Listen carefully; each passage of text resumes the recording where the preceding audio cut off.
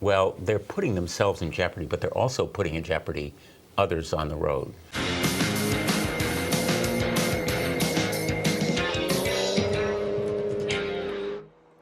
Welcome back to Car-Pinionated, our weekly show on cars, the car industry, and driving in general. Today we're talking about recalls and the legislation proposed by Senator Richard Blumenthal that would change the whole process of recalls in this country. So there were about 400 recalls last year that amounted to 34 million vehicles. This year we're on track to have slightly less. But 6 million recalls have been recalled in the past 6 months, according to Automotive News. The problem is the repair rate on those recalls, it rarely exceeds 65%, according to the Detroit Free Press. Senator Blumenthal, welcome. You've proposed tell us about the proposed legislation that you've had out there about recalls and changing the process. This legislation would build on other laws that I have introduced and that have been passed. If you buy a new car and it's under recall, they can't sell it to you. You can't drive it off the lot before it is repaired. Mm-hmm. If you lease a car, you can't drive it away from the rental place until it is repaired. If you buy a used car, or as they say, pre-owned, euphemistically, mm-hmm. no holds barred. You can drive it away without even knowing that it's under recall. So my legislation is really pretty simple.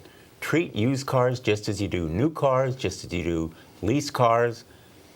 Ban the sale of them unless they are repaired if they're under recall. Now, those numbers you gave are pretty staggering when you think about it. Mm-hmm. 400, in some years, 1,000 recalls affecting as many as 34 million cars, and some of them are sold to used car dealers. They know. It's their business to know whether a car is under recall, whether it's for some cosmetic thing or something fundamental like the car stops driving in the middle of a highway, literally, or you can't turn the wheel to steer on a narrow road in the middle of the night on some country road somewhere in Connecticut. Mm-hmm.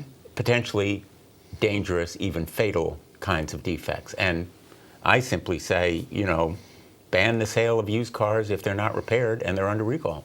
What seems to be the opposition to it? The opposition takes a variety of forms, but mostly it's car dealers saying, we want to get these cars sold. And it costs money to repair them. Not our fault that the manufacturer mm-hmm. made mistakes and making the car, that there's some kind of defects in it. And moreover, it will increase the cost of a car. Sure it will, if it has to be repaired.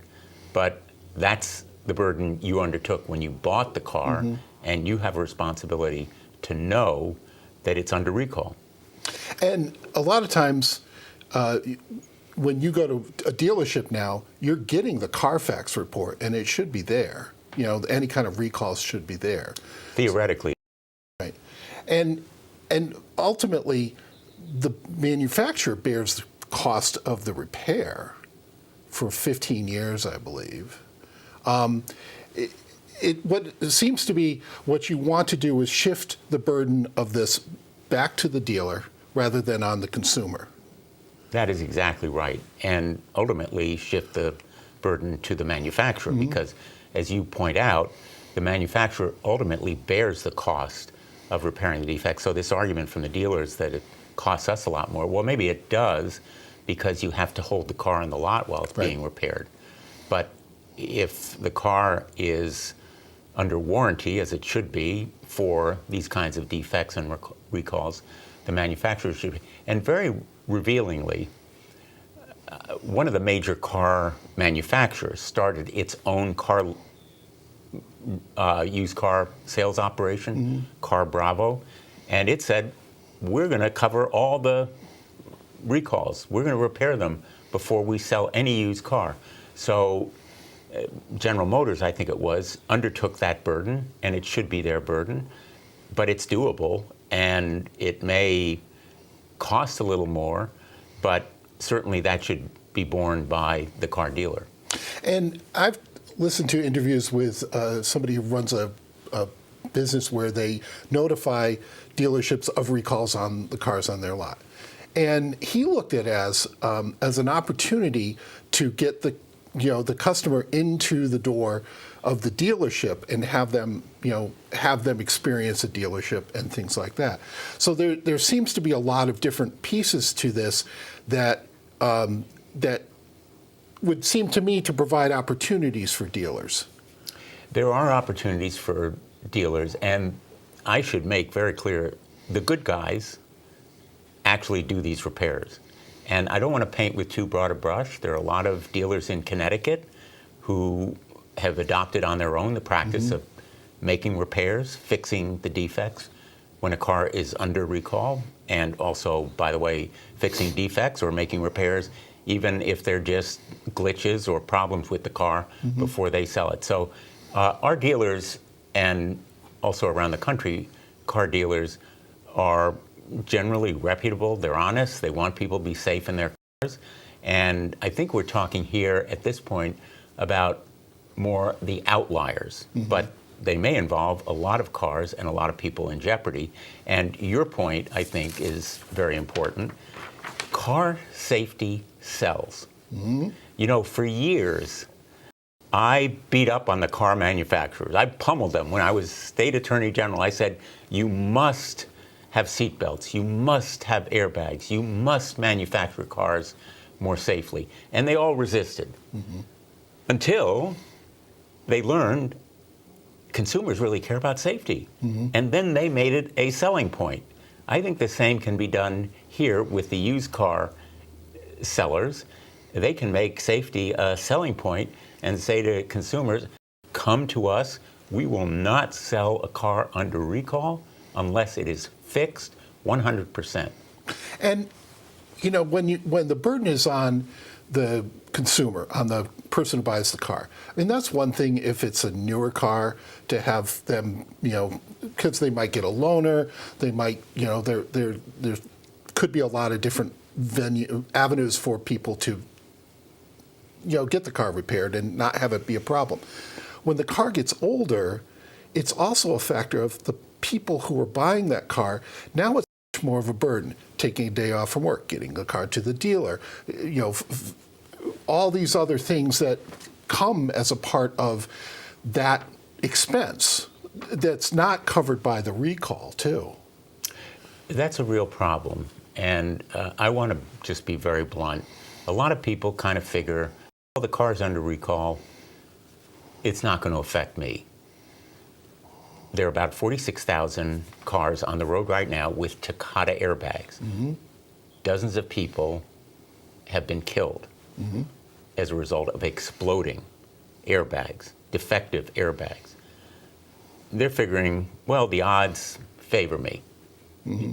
That's a large number of people who have been injured or killed, larger number injured than killed, but the odds are 1 in whatever. And it's a hell of a burden. I'm not going to be able to take time off from work. I'll be without my car. I don't know about this loaner business. They might not have a loaner. Right. That's a problem. And so they don't get it fixed. Well, they're putting themselves in jeopardy, but they're also putting in jeopardy others on the road.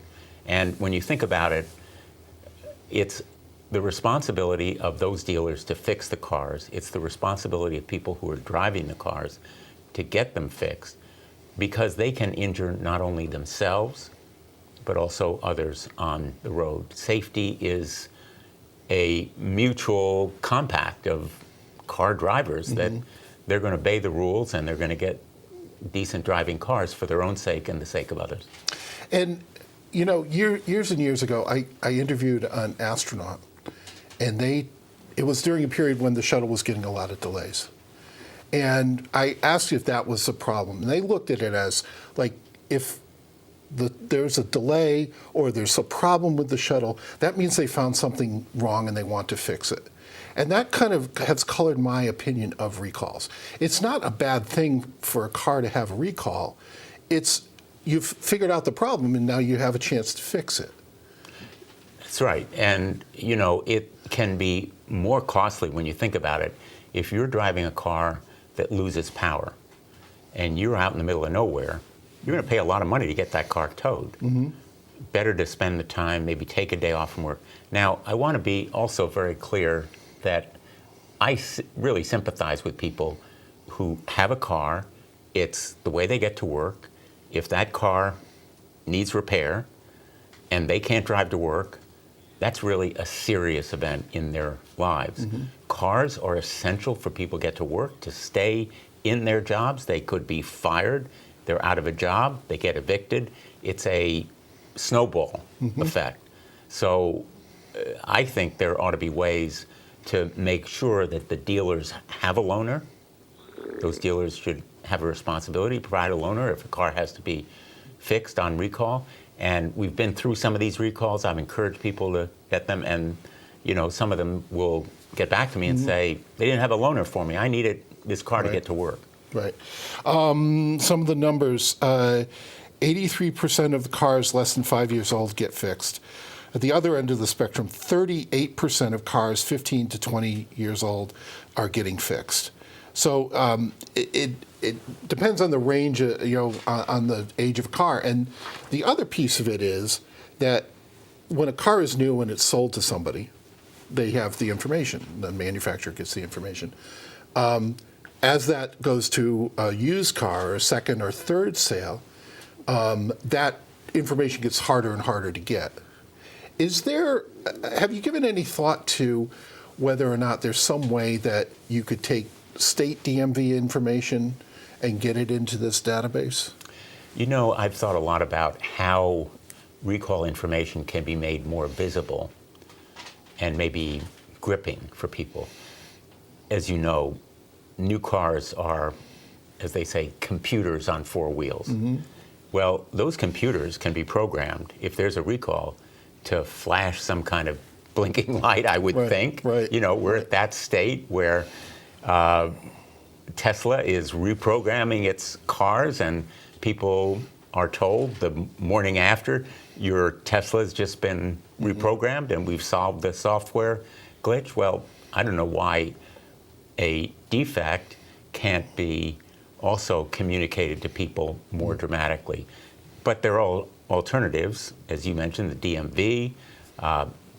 There must be other databases that can be used, and I think it's only a matter of time before we have more information flowing out there. But it comes back to, again, the need for my legal proposal, my new law, would require those dealers to make the repair before they sell a used car. We can debate whether people, should be required to make a fix. Maybe if it's a do not drive recall, which is a more serious safety recall, maybe they should be required. I'm not going there through this legislation, but the basic responsibility to repair a recall before someone profits from selling it ought to be on the burden on that dealer who does it for a business. Sure. Anything else you want to add? I'm very grateful to the dealers who are voluntarily making these kinds of repairs, and we're fortunate in Connecticut to have some really good, honest dealers. But I also want to urge them to tell their dealers association, hey guys, lay off. You don't have to lobby against Blumenthal's proposal. This is a good idea. It will save lives potentially, and support the legislation. I've been doing this particular proposal since 2015. Right. I'm not giving up until we get it done. And so what is the status now? Will it come back up in the rest of the session after the election day, or do you move it to the next year? If necessary, I'll reintroduce it in the new session of Congress. I'm going to continue to push for it during this Congress, and hope springs eternal. Okay. Well, great. Thank you for coming on Car-Pinionated. That's it for this week. We will see you again next time. Good night.